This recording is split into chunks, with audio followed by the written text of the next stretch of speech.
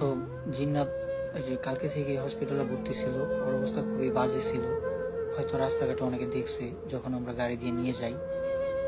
এই যে দেখতেছেন অবস্থা খুবই খারাপ। আসলে আমাদের ফ্যামিলির অবস্থা কারোরই ভালো না। তবে ভাই একটা অনুরোধ, আপনারা শুধু শুধু উল্টা পাল্টা কোনো ভিডিও মেক করেন না আমাদেরকে নিয়ে।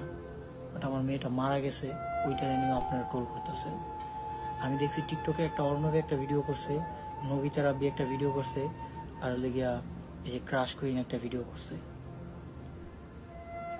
আসলে ওই ভিডিওগুলো খুবই ভালো লাগছে আমার কাছে, ওদের কথাগুলো আমার কাছে ভালো লাগছে। পারলে মানুষের উপকার করেন, কখনো ক্ষতি করেন না। এখন হয়তো আমার সময়টা খারাপ, এই জন্য আপনারা মজা নিতেছেন। খারাপ সময় মানুষকে ভালো উদ্দেশ্য পথ দেখান। তো আমাদের বেবির কিছুই